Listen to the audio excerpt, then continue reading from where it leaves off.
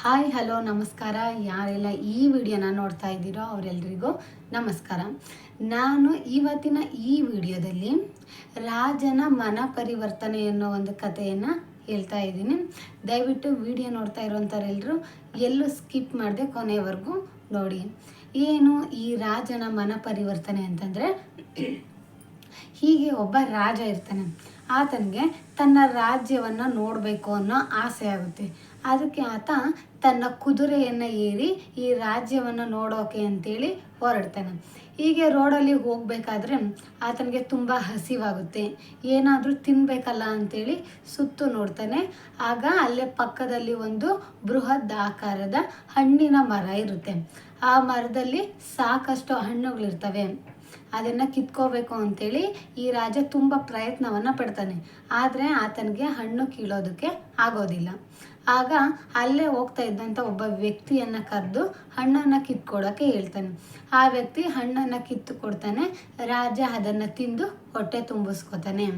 ಮತ್ತು ಹಣ್ಣನ್ನು ಕಿತ್ಕೊಟ್ಟಿದ್ದಕ್ಕೆ ಆ ವ್ಯಕ್ತಿಗೆ ಉಡುಗೊರೆಯಾಗಿ ಒಂದಷ್ಟು ಚಿನ್ನದ ನಾಣ್ಯಗಳನ್ನು ಕೊಟ್ಟು ಅಲ್ಲಿಂದ ಹೊರಡ್ತಾನೆ. ಹೀಗೆ ಹೋಗ್ತಾ ಇರ್ತಾನೆ. ತುಂಬ ಬಿಸಿಲು ಬೇರೆ ಇರುತ್ತೆ. ಆ ಬಿಸಿಲಿಗೆ ಈ ರಾಜನಿಗೆ ಸುಸ್ತಾಗ್ತಾ ಇರುತ್ತೆ, ಆಯಾಸ ಆಗ್ತಾ ಇರುತ್ತೆ, ಮತ್ತು ಜೊತೆಗೆ ನಿದ್ರೆ ಕೂಡ ಬರ್ತಿರುತ್ತೆ. ನಾನು ಒಂದಷ್ಟು ವಿಶ್ರಾಂತಿಯನ್ನು ಪಡ್ಕೋಬೇಕು, ಸ್ವಲ್ಪ ಹೊತ್ತು ಮಲ್ಕೋಬೇಕು ಅಂತೇಳಿ ಅಲ್ಲೇ ಇದ್ದಂಥ ಒಂದು ಮರದ ಕೆಳಗೆ ಮಲ್ಕೊಳ್ಳೋಕೆ ಅಂತ ಹೋಗ್ತಾನೆ. ಅವನು ಎಷ್ಟೇ ಪ್ರಯತ್ನ ಪಟ್ಟರೂ ಕೂಡ ಆತನಿಗೆ ನಿದ್ದೆ ಅನ್ನೋದು ಬರೋದಿಲ್ಲ. ಹಾಗೆ ಸುತ್ತು ಕಣ್ಣಾಯಿಸಿ ನೋಡ್ತಾನೆ.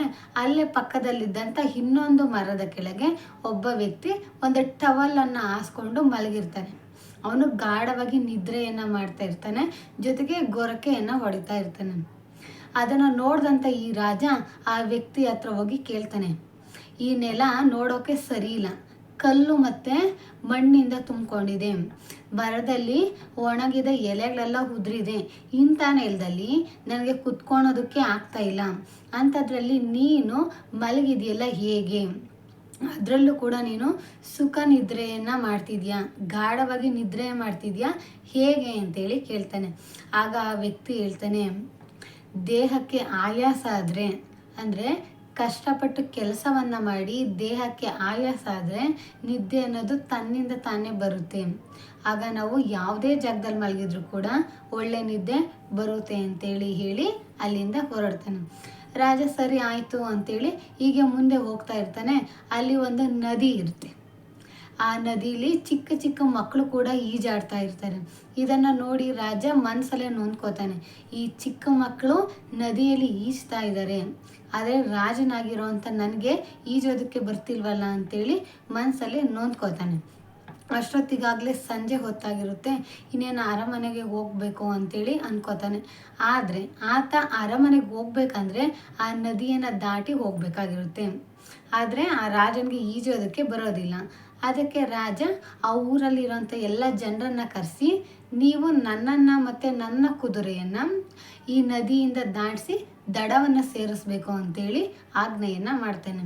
ಆಗ ಊರಿನ ಜನ ಎಲ್ಲ ಆ ರಾಜನ ಎತ್ಕೊಂಡು ಮತ್ತು ಕುದುರೆಯನ್ನು ಎಳ್ಕೊಂಡು ಆ ನದಿಯಿಂದ ದಡವನ್ನು ದಾಟಿಸ್ತಾರೆ. ಹೀಗೆ ರಾಜ ತನ್ನ ಅರಮನೆಗೆ ಹೋಗಿ ಸೇರ್ಕೋತಾನೆ. ಆಗ ಮಹಾರಾಣಿಯನ್ನು ಕರೀತಾನೆ.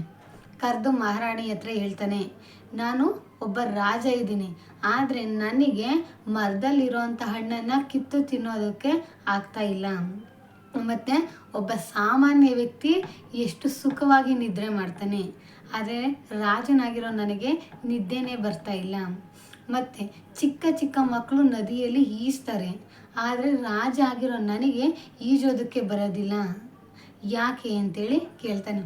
ಆಗ ಮಹಾರಾಣಿ ಹೀಗೆ ಹೇಳ್ತಾರೆ, ನಿನ್ನ ತಲೆಯಲ್ಲಿ ರಾಜ ಅನ್ನೋದು ತುಂಬಿಕೊಂಡಿದೆ.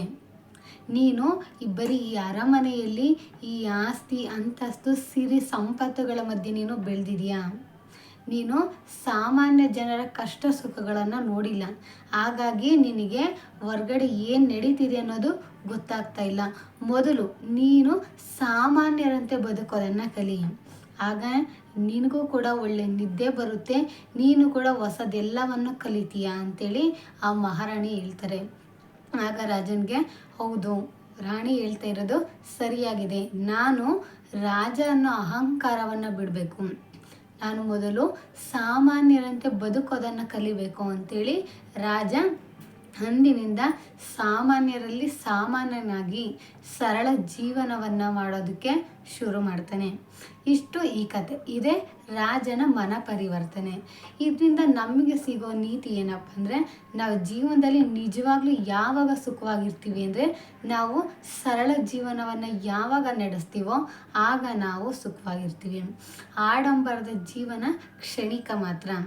ಅದರಿಂದ ಆ ಕ್ಷಣಕ್ಕೆ ಖುಷಿ ಸಿಗ್ಬೋದು, ಸುಖ ಸಿಗ್ಬೋದೇ ಹೊರತು ಜೀವನ ಪೂರ್ತಿ ಅದರಿಂದ ಸುಖ ಅನ್ನೋದು ಸಿಗೋದಿಲ್ಲ. ನೀವು ಸರಳ ಜೀವನವನ್ನು ನಡೆಸಿ, ಸಾಮಾನ್ಯರಂತೆ ಜೀವಿಸಿ, ಆಗ ನೀವು ಕೂಡ ಖುಷಿಯಾಗಿರ್ತೀರ ಅಂತ ಹೇಳೋದಕ್ಕೆ ನಾನು ಇಷ್ಟಪಡ್ತೀನಿ. ಈ ವಿಡಿಯೋ ನಿಮ್ಮೆಲ್ರಿಗೂ ಇಷ್ಟ ಆಗಿದೆ ಅಂತ ಅನ್ಕೋತೀನಿ. ಯಾರೆಲ್ಲ ವಿಡಿಯೋ ನೋಡ್ತಿದ್ದೀರೋ ಅವರೆಲ್ಲರಿಗೂ ಧನ್ಯವಾದಗಳು. ಜೈ ಹಿಂದ್, ಜೈ ಕರ್ನಾಟಕ ಮಾತೆ.